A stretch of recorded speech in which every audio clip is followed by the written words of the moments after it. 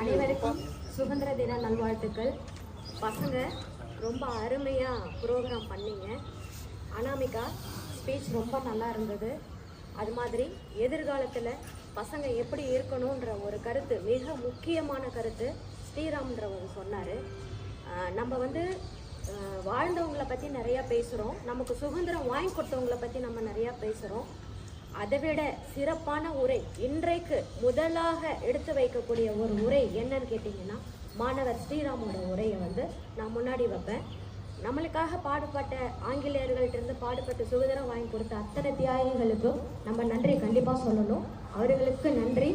மாணவர்கள் எப்படி இருக்கணுன்றத அவர் சொன்னார் இல்லைங்களா, அதை கண்டிப்பாக எல்லா மாணவர்களுமே கடைப்பிடிக்கணும். எதிர்காலத்தில் வேலை செய்பவர்களாக இல்லாமல் வேலை தருபவர்களாக இருக்க வேண்டும் சொன்னார். அருமையான பாயிண்ட். அந்த பாயிண்ட் ரொம்ப நல்லா இருந்துச்சு. இதே மாதிரி ஒவ்வொரு மாணவர்களுமே தன்னை பற்றி யோசித்து தன் கிராமத்தையும் தன் நகரத்தையும் அழகாக வச்சுக்கணும் அப்படின்னு நினச்சா மட்டும் மாணவர்களான உங்கள் கையில் மட்டும்தான் அது இருக்குது. நீங்கள் சிறப்பாக இந்த பாரதத்தை எடுத்துகிட்டு வர்றதுக்காக நான் நன்றி சொல்கிறேன். உங்கள் கையில் இருக்குன்றது இந்த மீடியா மூலியமாக நான் சொல்லணும்னு ஆசைப்பட்றேன். அதுக்கப்புறம் எங்கள் பிள்ளைங்க எல்லாமே ரொம்ப அழகாக சிறப்பாக டான்ஸ் ஆடினாங்க. அந்த அழகே பாட்டு இருக்கட்டும், அந்த அழகே பாட்டில் ஒரு வரி வந்தது, இயற்கையோடு சேர்ந்து வாழ வேண்டும்ன்ற ஒரு வரி வந்தது. அருமையான வரி அது.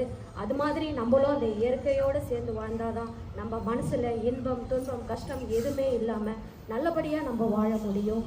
அனைவருக்கும் திரும்பவும் ஒரு தடவை சுதந்திர தின வாழ்த்துக்கள் சொல்கிறேன். சுதந்திர தின நல்வாழ்த்துக்கள். இப்போது பேசினவங்க அத்தனை பேருக்கும் பரிசு வாங்க. அவர்கள் வாங்க.